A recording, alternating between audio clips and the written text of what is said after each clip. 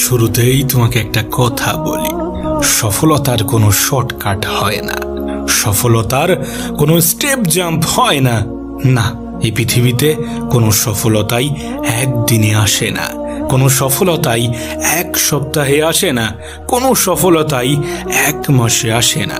তার পিছনে বছরের পর বছর কঠোর মেহনত লাগে। জীবনে সফল হওয়ার জন্যে মেহনতের কোনো বিকল্প হয় না।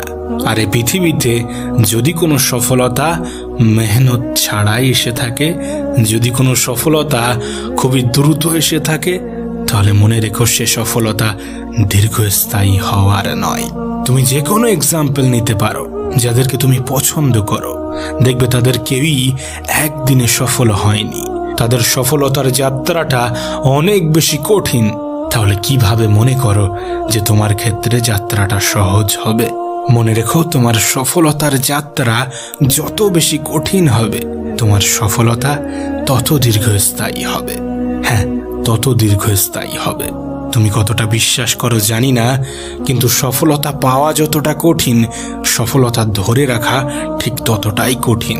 কিন্তু যাদের সফলতা দেরিতে আসে, যাদের সফলতা সময় নিয়ে আসে, যাদের সফলতা পেতে অনেক বেশি সময় লাগে, তাদের সফলতা ততটাই দীর্ঘস্থায়ী হয়ে থাকে। হ্যাঁ, ততটাই দীর্ঘস্থায়ী হয়ে থাকে। তাই কখনো হতাশ হও না, কখনো নিরাশ হও না, কখনো হাল ছেড়ো না। মনে রেখো, তোমার আজকের দিনগুলো যদি কঠিন হয়, তাহলে তোমার আগামী দিনগুলো অনেক বেশি সহজ হবে। আর যদি তোমার আজকের দিনগুলো সহজ হয়, তাহলে আগামী দিনগুলো তোমাকে অনেক বেশি কষ্ট দেবে। হ্যাঁ, অনেক বেশি কষ্ট দেবে। তাই নিরাশ হও না, কখনো নিজের প্রতি বিশ্বাস হারিও না। হ্যাঁ, কখনোই নিজের প্রতি বিশ্বাস হারিও না। নিজের প্রতি বিশ্বাস রাখাটা অত্যন্ত গুরুত্বপূর্ণ, অনেক বেশি গুরুত্বপূর্ণ। আরে তুমি নিজেই যদি নিজের উপরে বিশ্বাস না রাখো, তাহলে এই পৃথিবীর পরিচালক তোমার উপরে কিভাবে বিশ্বাস রাখবে? তুমি কি জানো জীবনে সফল হওয়ার জন্য কি কি প্রয়োজন? 3টি জিনিসের প্রয়োজন। যদি 3টি জিনিস তোমার মধ্যে থাকে, যদি 3টি জিনিসকে আয়ত্ত করতে পারো, তাহলে এই পৃথিবীর কেউ তোমাকে সফল হওয়া থেকে দূরে রাখতে পারবে না, তোমার সফলতার পথে বাধা হতে পারবে না। নাম্বার 1, নিজের প্রতি বিশ্বাস। হ্যাঁ, সফল হওয়ার জন্যে নিজের প্রতি বিশ্বাস রাখাটা অত্যন্ত গুরুত্বপূর্ণ। নাম্বার 2, ধৈর্য। হ্যাঁ, জীবনে ধৈর্য ধরাটাও অত্যন্ত গুরুত্বপূর্ণ। মনে রেখো, সফলতার পথে তোমাকে অনেকগুলো বিফলতার সঙ্গে লড়াই করতে হবে, তোমাকে অনেকগুলো বিফলতার মুখোমুখি হতে হবে। আর সমস্ত কিছুর জন্য তোমার যেটার প্রয়োজন পড়বে সেটা হচ্ছে ধৈর্য। তাই ধৈর্য ধরাটা, ধৈর্য ধারণ করাটা অত্যন্ত গুরুত্বপূর্ণ। জীবনে সফল হওয়ার জন্যে ধৈর্যের ভূমিকা অনেক বেশি। আর হ্যাঁ, জীবনে যদি রিজেকশন আসে, জীবনে যদি বিফলতা আসে, তাহলে হতাশ হও না। মনে রেখো, সফল ব্যক্তিদের গল্পের শেষে হয়তোবা সফলতা থাকে, কিন্তু তার আগে অনেকগুলো রিজেকশনও থাকে। আর তোমার জীবনে এটা হবে না, তেমনটা তো হতে পারে না। তুমি সফল হবে অথচ বিফলতার সম্মুখীন হবে না, কোনো রিজেকশনের সম্মুখীন হবে না, এমনটা তো হতে পারে না। প্রতিটা বিফলতা থেকে শিক্ষা নাও। এত হতাশ হওয়ার কিছু নেই, এত দুঃখ পাওয়ার কিছু নেই, এত ভেঙে পড়ার কিছু নেই। না, এটা শুধু তোমার সাথে নয়, এই পৃথিবীর প্রত্যেকটা সফল ব্যক্তির শুরুর অধ্যায়গুলো খুলে দেখো। তুমি রিজেকশনই পাবে, তুমি বিফলতার গল্পই পাবে। হ্যাঁ, তুমি দুঃখ, কষ্ট, হতাশার গল্পই পাবে। তাই এটা নতুন কিছু নয়, এটা ভিন্ন কিছুই নয়। এমনটাই হয়ে আসছে, তোমার সাথেও হয়তোবা এমনটাই হবে।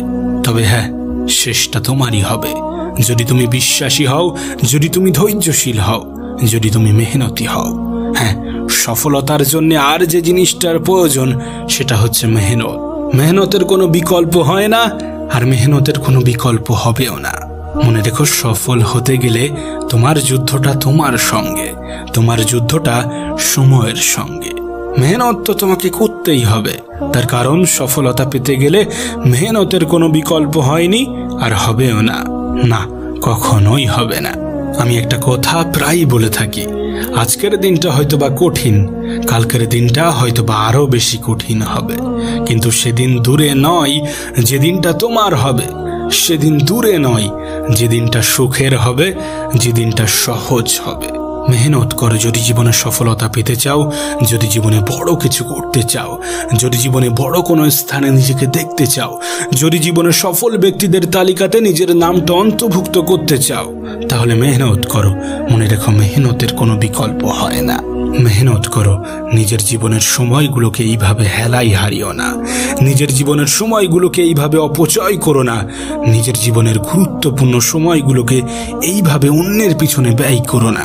মনে রেখো, এই সময় তোমাকে টাকা এনে দেবে, এই সময় তোমাকে সম্মান এনে দেবে, এই সময়ই তোমাকে সুখ এনে দেবে, এই সময়ই তোমার নামকে এই পৃথিবীর মানুষের কাছে পৌঁছে দেবে।